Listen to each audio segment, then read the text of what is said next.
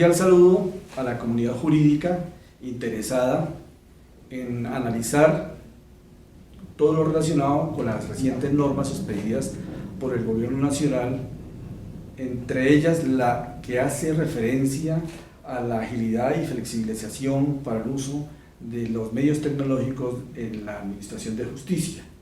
Mi especial agradecimiento a la firma Beltrán Pardo, Abogados y Asociados, en especial a su gerente, el doctor Jorge Beltrán, quien ha tenido la amabilidad de invitarme a participar con nuestros humildes conceptos en relación con la expedición de estas normas. Entonces esperamos que las mismas permitan un avance y una discusión abierta sobre lo que tiene como destinación este tipo de disposiciones. Inicialmente quisiera manifestar mi beneplácito por esta solución que el gobierno ha efectuado en este momento. Es una situación que desde muchos años atrás ha venido agradeciendo a todos quienes tienen que acceder a la Administración de Justicia por la lentitud de la misma, a pesar de las disposiciones que a partir de 1911 se expidieron, pero que en este momento, es decir, va en una forma coetánea con el desarrollo de la humanidad, y es precisamente eso, que a través de la tecnología, todos los avances que se han realizado se pongan al servicio precisamente de la eficacia de la misma. En este momento aparecen una serie de normas, disposiciones expedidas durante los últimos 3 meses en que se ha presentado esta situación de especial coyuntura, no solo en Colombia, sino en la humanidad entera, sobre lo que han sido los efectos de la pandemia. Entre las muchas disposiciones que al respecto se han emitido, quisiera hoy traer a colación 2. El decreto 491 de 2020, norma que en el momento en que fue expedida hizo referencia a unos asuntos relacionados con el uso de las tecnologías de la información y las comunicaciones, y estaba encaminada a que la prestación de los servicios de la justicia alternativa, los procesos arbitrales y los trámites de conciliación extrajudicial, la amigable composición y procedimiento de insolvencia de persona natural tuviesen una posibilidad de utilización a través de estas herramientas. Esas fueron unas medidas de urgencia que en su momento se buscaron solucionar y garantizar la atención en la prestación de los servicios por parte de las autoridades públicas y los particulares que cumplen esas funciones públicas. Es desde luego una posibilidad en ese momento que se les requería ante la forma subrepticia, rápida e intempestiva en que todos los servicios se paralizaron. Entonces esta norma buscó en su momento implementar todo lo relacionado con que se pudieran efectuar este uso de modernas herramientas con que contamos hoy en día la humanidad. Pero es importante mencionar que los servicios de las tecnologías en su momento en las funciones jurisdiccionales fueron simplemente para efecto de que los despachos judiciales elaboraran y efectuaran lo que se ha conocido como el teletrabajo y efectuaran lo que corresponde a la coordinación y seguir que la justicia estuviera trabajando como efectivamente lo siguió. No hubo la prestación de servicios públicos, pero la justicia, los jueces y sus servidores siguieron laborando. Tuvieron una atención al público, unos pocos, excepciones que están perfectamente delimitadas en las diferentes normas que fueron expuestas en su momento, o expedidas en su momento, que pues obviamente hoy no nos ocupan y eso sería motivo de análisis en otra oportunidad por los efectos de las mismas. Durante ese periodo de aislamiento preventivo quedó claro que las autoridades que no cuenten con la forma digital que puedan suscribir los contratos y providencias podían hacerlo de esa manera, y ahí lo pueden hacer mediante una firma autógrafa o mecánica, digitalizada o escaneada. Es decir, si no habían otro tipo de accesos de formas de a través de las comunicaciones entrar a prestar sus servicios, porque pues no es para nadie desconocido las grandes dificultades que en grandes sectores de la población se tienen para el uso de las herramientas que permiten el impulso a través de las tecnologías de la comunicación, o los que no cuentan con los equipos, o porque no tienen las herramientas suficientes, o porque los despachos no están dotados, bien sea por orden presupuestal. Yo creo que quienes a diario acudimos a los despachos judiciales conocemos las grandes dificultades con que estas oficinas actúan. Casi siempre se busca es que sea un tema escritural, y lo que es la parte digitalizada o la parte escaneada es muy difícil. Pero entonces a través de esta norma se buscó precisamente que pudieran hacerlo de una manera autógrafa mecánica y con la digitalización de firmas escaneadas. En esta misma norma se permitió y se autorizó que los órganos, las corporaciones, las salas de las diferentes formas o colegiaturas que operaran las juntas o consejos de todas las ramas del público y en todos los órdenes territoriales, es decir, nacional, territorial, municipal y departamental, que tuviesen necesidad de permitir e impulsar el cumplimiento de sus funciones para la toma de decisiones, adopciones y debates y demás, pudieron realizar sesiones no presenciales. Y recordemos cómo el Congreso de la República ha estado laborando, ha estado prestando sus servicios a través de estos medios, ha hecho sus debates por comisiones, en plenarias y demás. Lo mismo el Consejo de Bogotá, son unas corporaciones en este momento que se puede mencionar que de una manera pública han estado utilizando esta herramienta y todas sus decisiones precisamente se han adoptado. Recientemente, por ejemplo, el tema del Plan de Desarrollo de Bogotá, algunas leyes de la República fueron expedidas a través de este mecanismo. Pero a la vez que se impulsó y se facilitó la operatividad de estos mecanismos de actuación por cuenta de las colegiaturas y demás corporaciones públicas, no se regularon medidas procesales para el trámite de los procesos, precisamente porque pues poco a poco se fueron haciendo una suspensión de términos, inicialmente hasta una determinada fecha, posteriormente se prorrogó, y esta última que el Consejo Superior de la Judicatura, en coordinación con lo que ha establecido el Gobierno Nacional, van términos suspendidos hasta el día 30 de junio. Entonces, eso hizo en su momento que no se tomaran algunas decisiones, pero por fortuna en las normas que hoy vamos a analizar se han adoptado una serie de decisiones que muy seguramente van a beneficiar a toda la comunidad y a toda la sociedad en general para efectos que corresponden y la finalidad con que fueron expedidos. Estamos hablando en este momento del decreto legislativo número 806 de 2020, que obviamente es una norma extraordinaria y como tal, obviamente va a ser sujeta de revisión automática por cuenta de la Corte Constitucional. Teniendo en cuenta nuestro objetivo, que es el día de hoy, en especial el análisis del decreto legislativo 806 de 2020, esta es una norma que ha sido expedida en forma extraordinaria por el Gobierno Nacional y desde luego tendrá un control automático por cuenta de la Corte Constitucional, la corporación que en su momento pues, va a darle el aval para efectos de la constitucionalidad de este tipo de norma, en razón pues precisamente de esa forma en que tendrá que asumir el análisis de las disposiciones. Desde mi punto de vista personal me asalta una duda que ojalá la Corte Constitucional nos encamine para efectos de que en el futuro no se vayan a generar tipo de inconsistencias en cuanto a que esta es una norma, como ella misma lo dispone en su artículo final, que tendrá una vigencia de 2 años a contados a partir de su publicación. La publicación se estará efectuando muy seguramente en estos días y significará eso que irá hasta junio 7 o 8 o la fecha correspondiente del año 2022.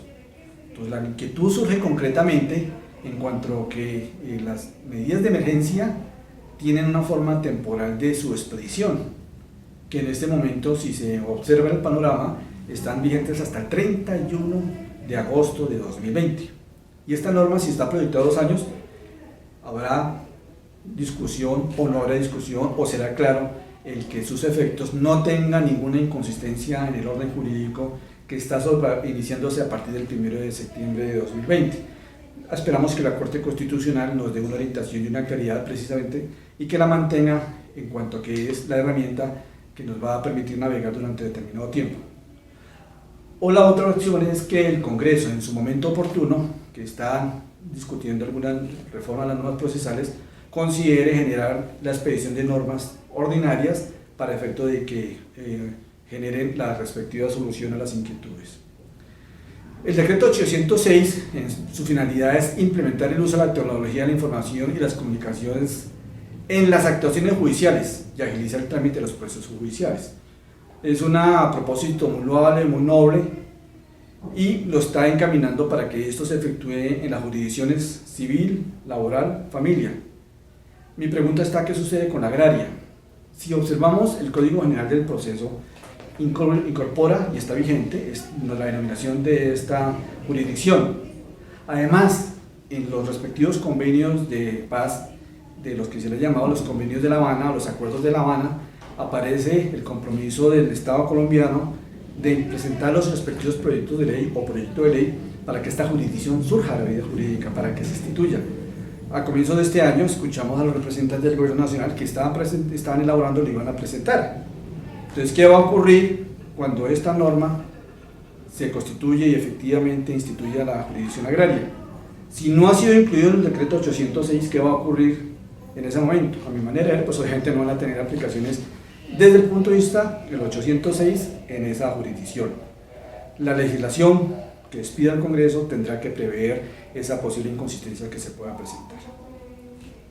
En la jurisdicción constitucional obviamente no solo se refiere a lo que establece la Corte Constitucional ampliamente conocida, que tiene sus regulaciones especiales de operatividad. Considero personalmente que cuando se están hablando de acciones constitucionales en cabeza de los jueces ordinarios, sean estos civil, penal o los demás, o el contencioso, y que tengan que conocer acciones constitucionales como la tutela, la acción de grupo, la acción popular y otras afines, ellos asumen también la categoría de jueces constitucionales como tales. Significa eso que los efectivos de la norma, cuando habla de jurisdicción constitucional, también es extensivo a este tipo de actuaciones, para que sean implementadas de esa manera. Extiende también los efectos a la jurisdicción disciplinaria. Debemos entender, obviamente, la que realiza la Procuraduría General de la Nación, las personerías respectivas de orden municipal y los organismos de control interno disciplinario de las instituciones públicas. Entonces, obviamente, todo lo que corresponde a estas disposiciones de la Ley 734 y las normas que le modifiquen o le complementen tendrán aplicación desde el punto de vista de las finalidades del objeto. En la contencioso administrativo, menciona la contencioso administrativo, pero recordemos cómo la Ley 1437-2011 ya fue modernizada en ese aspecto. Allí, tanto sus disposiciones normales, corrientes en la parte del derecho a petición, la parte de las actuaciones administrativas permite el uso de las tecnologías, comunicaciones por control, por correo electrónico, notificaciones y demás, y a la vez en la parte de procedimiento contencioso también permite el uso de las tecnologías de la comunicación. Entonces, pues obviamente, a mi manera de ver, este es un complemento a ese tipo de disposiciones. Dentro de las disposiciones del decreto 806 también aparece un objetivo complementario, y es permitir que las actuaciones de las autoridades administrativas que ejerzan funciones jurisdiccionales, que menciona el artículo 24 del Código del Proceso, también tengan aplicación de estos temas de las tecnologías. Está, por ejemplo, la Superintendencia de Industria y Comercio, la Superintendencia Financiera, el Instituto Colombiano Agropecuario y la Superintendencia de Sociedades. Entonces, hacia ellas también se permite, pues, que obviamente tenga una aplicación de lo que es esta herramienta del uso de las tecnologías de la comunicación, en lo que, pues, obviamente el Código General del Proceso, pues, está operando en ese sentido. Ahora bien, también menciona los procesos arbitrales. A mi manera de ver, no es una novedad. ¿Por qué? Porque si miramos la Ley 1563 del año 2012, que establece y implementa todo el esquema del procedimiento arbitral, allí precisamente permite el uso de las tecnologías, y todas las comunicaciones se pueden realizar online, se pueden generar a través del internet, y prueba de ello es que la Cámara de Comercio, por ejemplo, entre las más conocidas, y muy seguramente otros centros de conciliación que también actuaron, siguieron funcionando, y la Cámara de Comercio prestó todos sus servicios y se veía en su página web, y quienes tuvimos la oportunidad de acudir allí teníamos la posibilidad de actuar a través de lo que es la vía internet, y obviamente, pues, ¿por qué? Porque la norma del 1563 así lo permitía, se implementaba, el artículo 41 y demás normas de esa norma lo permiten así efectuar. Ahora bien, este 806 es desde luego una modificación muy sutil, en forma extraordinaria, a las disposiciones contenidas en el Código General del Proceso. Recordemos cómo el Código General del Proceso está distribuido y contenido en 5 libros. Un libro primero que señala los sujetos procesales, y ahorita adelante haré una pequeña distinción, pues, que bien vale la pena mencionarla. Allí, como sujetos procesales, menciona a los jueces con su jurisdicción y competencia, y de entre los mismos sujetos procesales habla de las partes, representantes y apoderados. Es decir, cuando hablamos de sujetos procesales, la norma entiende estas diferentes instituciones del proceso. En el libro segundo está instituido los actos procesales, que corresponden a la demanda, el impulso de la misma, la contestación, el régimen probatorio y la terminación del proceso. En el libro tercero está lo relacionado con los procesos, en el cuarto lo de las medidas cautelares, y en el quinto lo relacionado con unos aspectos especiales, y en especial lo que es la competencia de la Agencia Jurídica Nacional del Estado. ¿Qué quiero con esto evidenciar?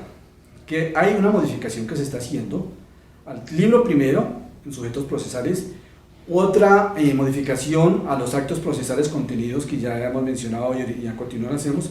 En el libro tercero de los procesos no hay ninguna modificación en ese sentido porque pues son la naturaleza y los que están establecidos en la norma y así sucesivamente en lo que corresponde. Solamente en materia de medidas cautelares y cauciones hay unas pequeñas modificaciones que veremos más adelante. Mencionaba que este decreto 806 de carácter especial busca el acercamiento de quienes tienen administración de justicia a través de la tecnología. Pero recordemos que esto ya ha sido garantizado y fue establecido en el Código General del Proceso. Miremos cómo el artículo 103 habla precisamente del uso de la tecnología de la información y las comunicaciones. Menciona que en todas las actuaciones judiciales deberá procurarse el uso de las tecnologías de la información en la gestión y trámite de los procesos judiciales. Es decir, aquí ya empieza a generarse la cultura de la implementación básica de las tecnologías de las comunicaciones y la presencial como una forma supletoria que lo trata este Código General del Proceso de adelantar. Esa misma del Código General menciona que se podrá realizar a través de mensajes de datos, lo menciona el 806, en el cual la autoridad deberá contar con mecanismos que permitan generar, archivar y comunicar mensajes de datos.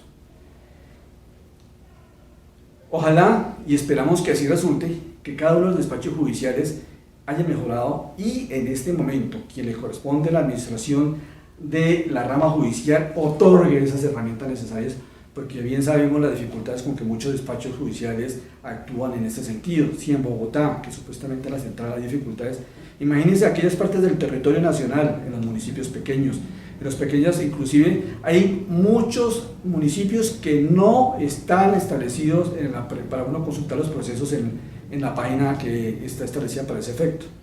Hay casos en los que les toca trasladarse, desplazarse de las capitales a los municipios para poder consultar el respectivo proceso de su estado. Esperemos que estas situaciones se puedan solucionar a través de la implementación de estas normas. El Código General del Proceso nos menciona la posibilidad de la utilización de las herramientas de la tecnología de la comunicación y lo que corresponde a la Ley 27 de 1999. Entonces, obviamente, así también lo menciona el decreto 806 en cuanto que debe remitirse y entenderse la base de datos en este sentido. Entonces, vemos cómo la admisión de la demanda y los otros aspectos relacionados con el que implementa el 806 ya están establecidos en el Código General del Proceso.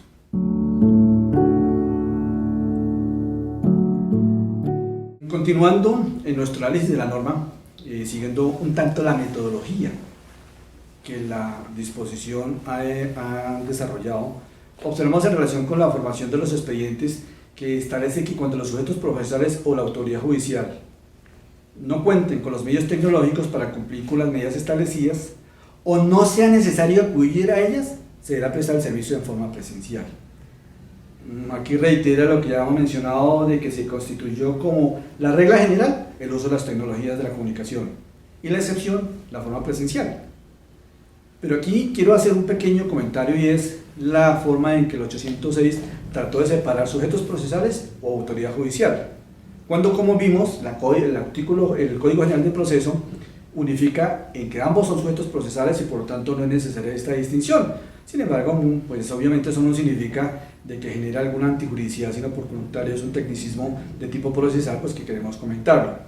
Ahora bien, es importante resaltar que cuando se realice en forma presencial se deben cumplir las disposiciones que al respecto sobre bioseguridad, a raíz de la pandemia y a raíz de lo que corresponde en este momento, el Ministerio de Salud y Protección Social, el Consejo Superior de la Judicatura han expedido una serie de reglamentos de cumplimiento para que esos se cumplan y por lo tanto las respectivas despachos judiciales deberán estar acorde en la prestación de los servicios conforme a esa serie de disposiciones.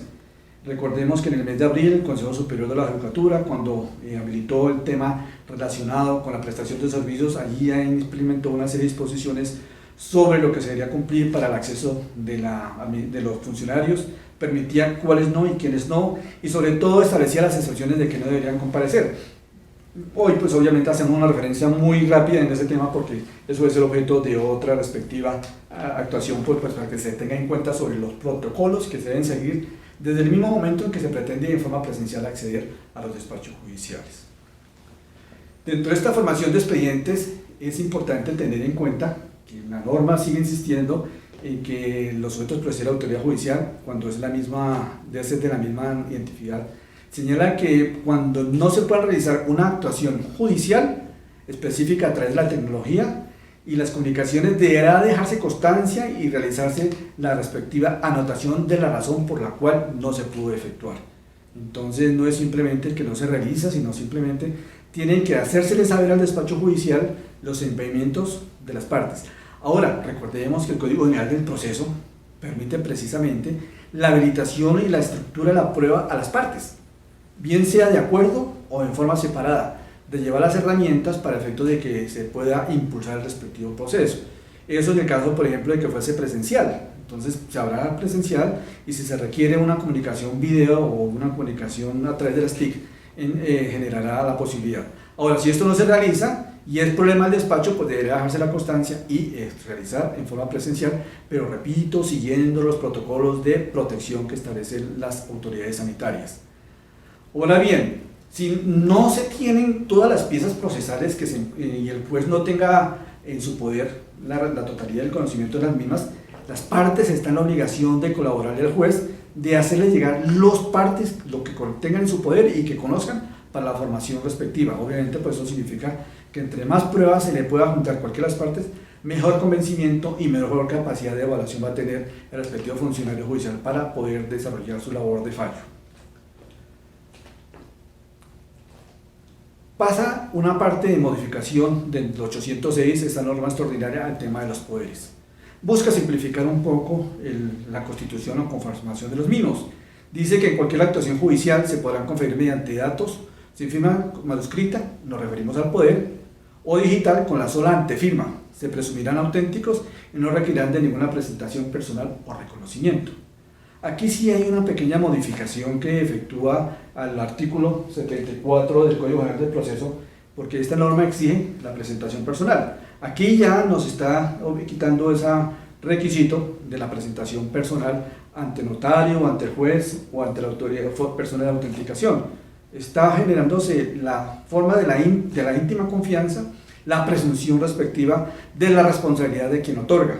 Entonces, precisamente porque hay un generador del respectivo poder, entonces no se requerirá la presentación del poder.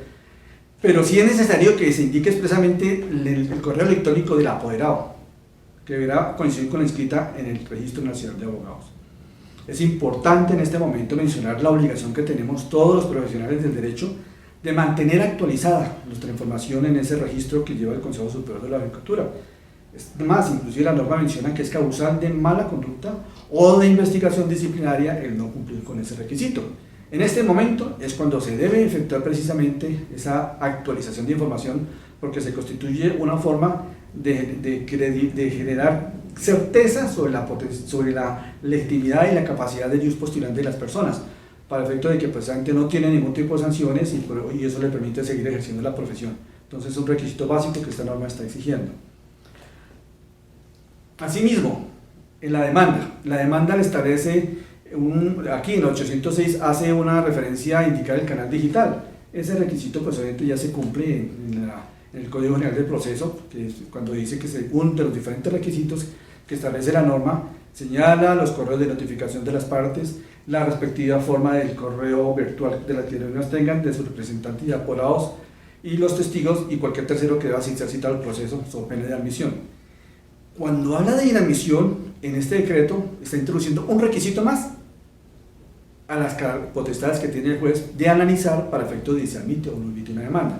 Este requisito como tal no aparece en forma específica como causales de admisión. Habla simplemente que no cumplan con los requisitos de la demanda y aquí está generando de que si no se incorpora pues se genera una causal de admisión.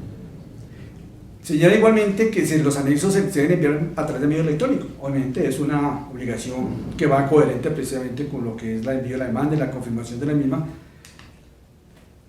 Los anexos se presentarán en forma de mensaje de datos. Recordemos que la ley 527 la ley 527 de 1999 que reglamenta el acceso y uso de mensajes de datos, el comercio electrónico. y de las firmas digitales, y se establecen las entidades de certificación y se dictan otras disposiciones. En el artículo segundo nos dice que el mensaje de datos es la información generada, enviada, recibida, almacenada o comunicada por medios electrónicos, ópticos o similares, como pudieran ser, entre otros, el intercambio electrónico de datos, EDI, el Internet, el correo electrónico, el telegrama, el teles o el telefax. Entonces, de estos últimos hoy en día es muy poco su uso, pero están habilitados y eso no significa el que no se puedan utilizar. Entonces, esa forma de datos, que dice mensaje de datos, que aparece regulada y desde luego, como vimos el Código General del Proceso lo permite y lo habilita, aparece contenido y por lo tanto deberá ese mensaje de datos hacerse de esa manera. Simultáneamente dice que se deberá enviar por correo electrónico copia de ella y de sus anexos a los demandados, un requisito que ya está establecido en el Código General del Proceso como obligación en el sentido de efectuarle la respectiva, tan solo que está agilizando es el forma de agilización y de impulso procesal. Dice que la norma que no se requieren copias físicas o electrónicas. Yo diría que copias físicas no, las electrónicas sí se requerirían, porque precisamente al juez, y así lo menciona la misma norma más adelante, que deberá enviársele y hacérsele saber que a las otras partes procesales, bien sea por litis consorcio o bien sea por demandados, se les ha notificado de la respectiva demanda. Entonces, las copias electrónicas sí se enviarán. Entonces, digamos, esa sería mi interpretación en ese sentido. Cuando se trate de la opción de medidas cautelares o no se conozca la dirección de electrónico, se enviará únicamente la demanda al juez para que éste se pronuncie sobre la opción de la medida cautelar que se está efectuando y asimismo deberá en ese momento adoptar la opción y posteriormente, una vez se efectúe la misma, sí se podrá generar lo que corresponde a los actos procesales siguientes a la notificación.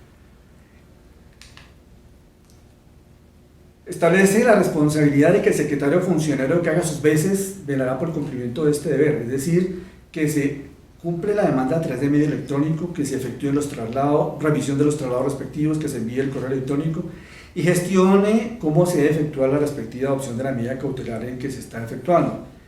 En caso de que el demandante haya remitido copia de la demanda con todos sus anexos, deberá ser verificado por el funcionario y dar certeza efectivamente que se están cumpliendo con los requisitos. Al admitirse la demanda, la notificación personal se limitará el envío del auto emisorio al demandado. ¿Por qué?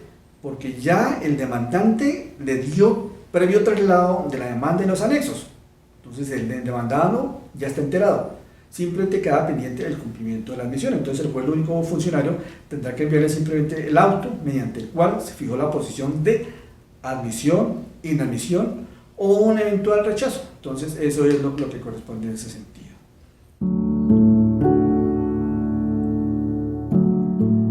En relación con las audiencias, ha generado unas disposiciones especiales sobre el aspecto.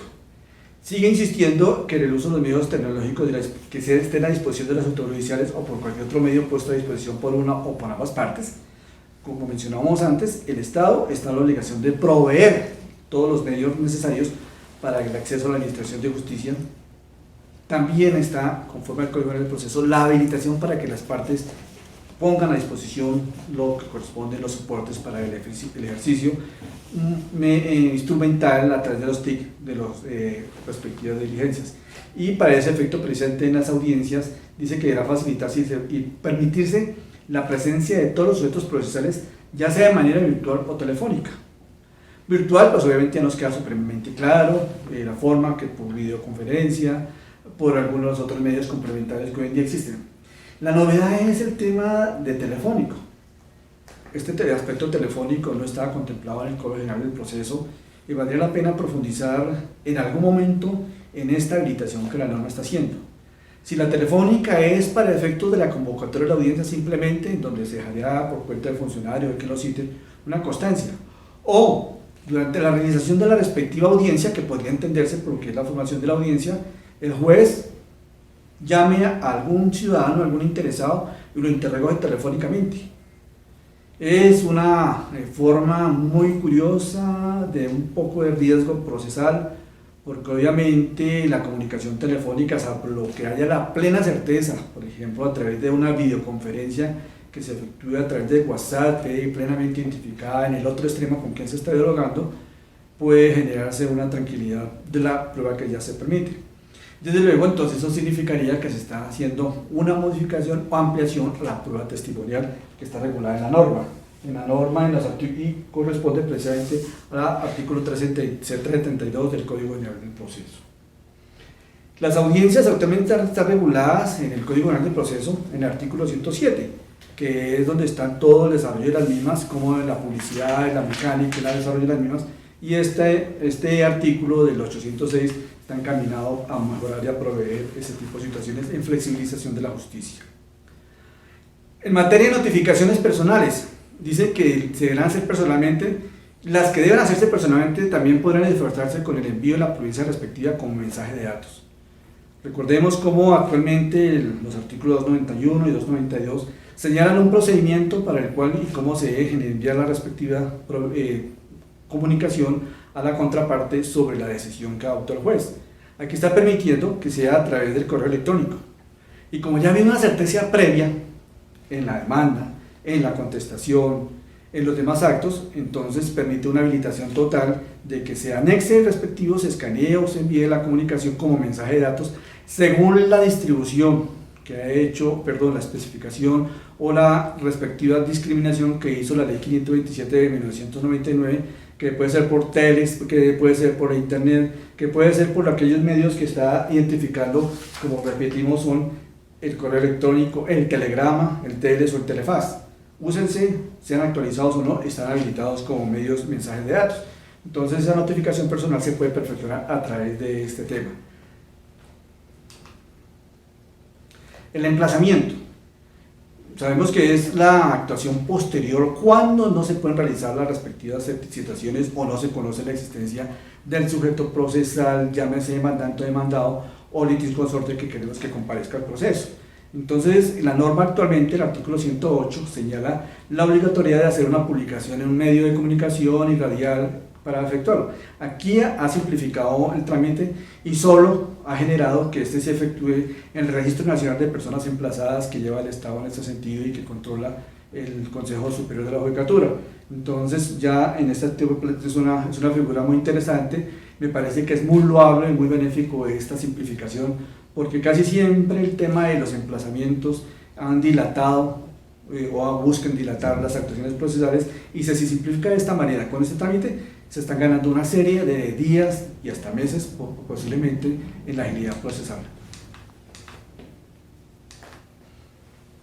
En materia de notificaciones personales se establece la posibilidad de que si existe alguna discrepancia sobre la forma en que se practicó la notificación, puede inicialmente entenderse que esta está, digamos, el demandado o un litisconsorte o un tercero considera que no ha sido notificado, puede manifestarle eso al respectivo autoridad judicial, que deberá efectuarlo a través de gravedad, bajo la manifestación de la gravedad del juramento, solicitando la declaración del actuado y argumentando el motivo respectivo. Entonces, pues es una forma en cual precisamente se busca garantizar el debido proceso y el derecho de defensa, de tal forma de que si no efectúa este pronunciamiento, guarda su silencio, se entenderá por surtida la respectiva eventual anomalía que haya ocurrido desde el punto de vista procesal.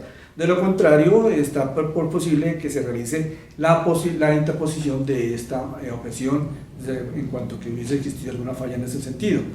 Para tanto, se deberá cumplir con lo dispuesto en el artículo 132 a 138 del Código Penal del Proceso. Esto se refiere al trámite de la nulidad.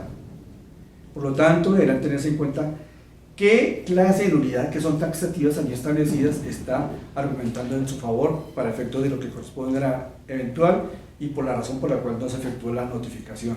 Está establecido allí el procedimiento, el traslado respectivo y el recurso que contra ello procede, en estas normas que menciona el Código.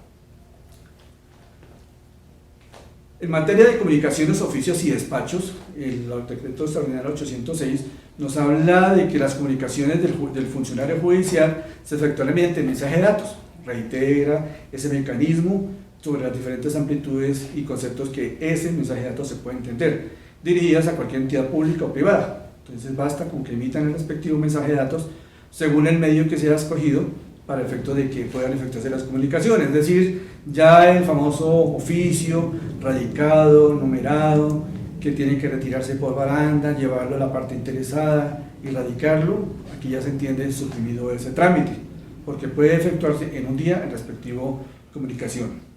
Y se presumen auténticas y no podrán desconocerse siempre y cuando esté la respectiva certeza que se generó en el correo electrónico de la autoridad judicial. En materia de traslados, las notificaciones por estado se fijarán virtualmente, con inserción de la providencia.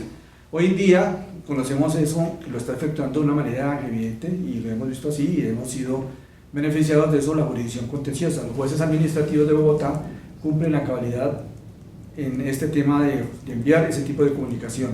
Hoy lo está elevando la 806 de alguna manera ya de manera obligatoria.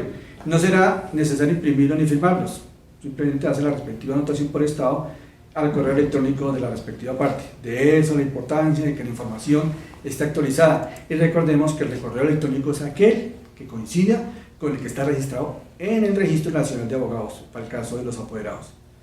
No obstante, no se insertan en el correo electrónico las provincias que decretan medidas cautelares. Aquí es donde mencionaba alguna, digamos, diferenciación y efectos en el capítulo del libro respectivo del Código General del Proceso que habla sobre las medidas cautelares.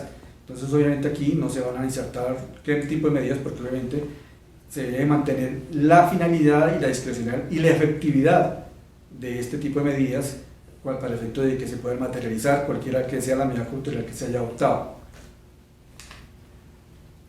Dentro de los traslados se puede acreditar el envío de un escrito el cual debe correrse en traslados de demás procesos procesales mediante la remisión de la copia por un canal digital, es decir, por el mensaje de datos que hemos mencionado. Entonces se puede y se debe prescindir el traslado por secretaría, el cual será realizado por 2 días hábiles siguientes al envío, es decir, ya es de la esencia mismo el que se entiende y no será necesario esperar el término para el efecto de que se pueda generar y de entender el traslado. Simplemente se hace, se prescinde la Secretaría del Traslado y ya fue suficiente.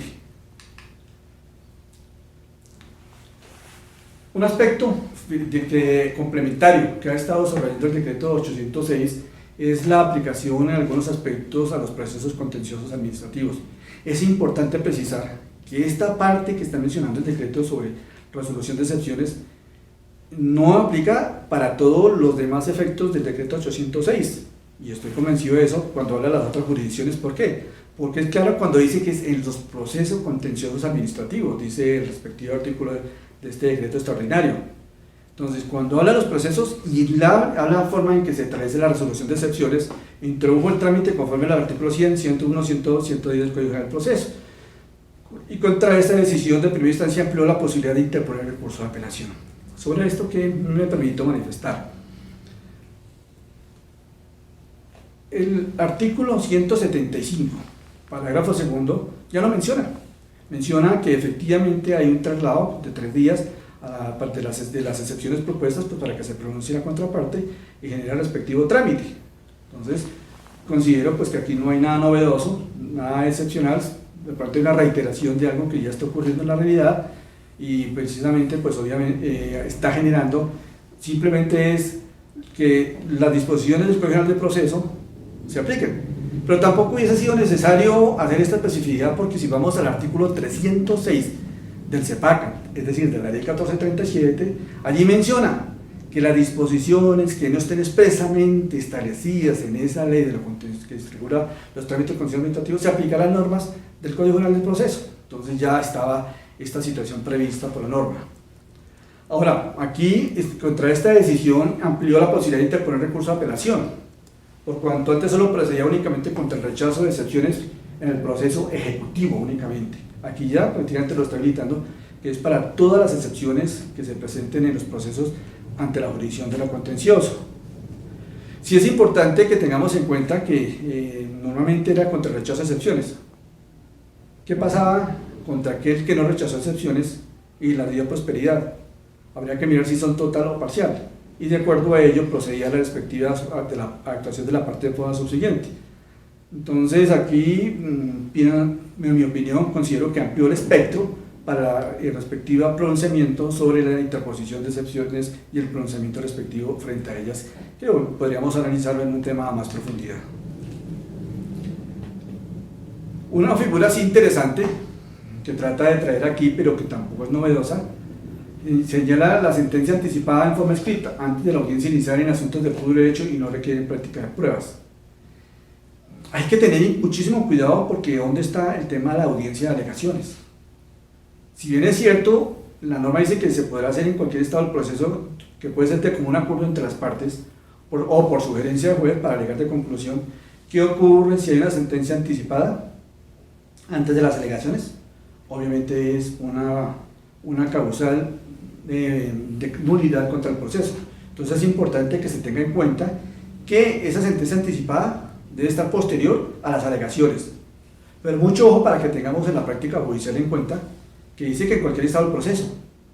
De pronto tenemos una audiencia, tenemos ya evacuadas todas las pruebas y el juez está dando traslado inmediato de la alegación y se los puede pasar por alto, porque dice que es en cualquier estado del proceso. Ya no es necesario que se agoten determinadas etapas, si no puede hacerlo. Entonces la importancia es que para que esa sentencia anticipada tenga su legalidad total, se haya agotado la alegación, bien sea en forma establecida normalmente o la forma que el juez lo está disponiendo. En los procesos civiles y de familia, establece la recurso de apelación que siga el procedimiento establecido en el artículo 327 del Código General del Proceso. ¿Allí por qué ocurre eso? Porque sabemos que el tema de familia establece el término de 5 días para pronunciamiento del juez sacro, luego el mismo término para sustentar, y en caso de práctica de pruebas de audiencias con alegaciones. Este recurso está establecido para entre las sentencias, lo que pasa es que quiso precisar los 5 días para efectos de que no se genere de una manera indeterminada, interminable, indefinida el procedimiento establecido. De una vez le estableció que habrán 5 días para pronunciamiento del juez. En procesos laborales, estableció el recurso de apelación o de consulta de sentencia. Admitido el trámite, si no hay decreto de pruebas, traslado para alegar por 5 días a cada una, iniciando el apelante. La norma menciona que es iniciando por el apelante. Quien esté apelando tendrá 5 días. No nos habla si es un traslado común o un traslado sucesivo. Yo preferiría entender que es un traslado sucesivo, es decir, si la norma dice que iniciando por el apelante, posteriormente significa que vencidos los 5 días, tendrá la otra parte para efecto de hacer la respectiva alegación y poderse proferir sentencia. Si hay decreto de pruebas, se requiere una audiencia, es obligatorio. Recordemos que esta audiencia se puede hacer de manera virtual y se puede hacer mediante los TIC de las comunicaciones, conforme al artículo 83 del Código de Procedimiento Laboral y Seguridad Social para alegación en común. Y ese alegato será de un traslado de 5 días. Bueno, hasta aquí considero que ha sido un análisis en lo que corresponde a los aspectos metodológicos y más importantes de esta norma extraordinaria que esperemos sea habilitada por la Corte Constitucional. Haremos a continuación un breve repaso de la situación en cuestión de tiempo relacionado con la suspensión de términos que nos ha estado hasta el momento preocupando y generando las inquietudes en la comunidad jurídica necesaria. Entonces, a través del acuerdo 11567 del 20 de junio de 2020, del 5 de junio, el Consejo Superior, que lo publicó en la Judicatura en la misma fecha, prorrogó la suspensión de términos judiciales entre el 9 de junio y el 30 de junio de 2020. ¿Eso qué significa? A mi manera de ver, que las disposiciones del decreto 806 empezarán a aplicarse a partir de esa fecha.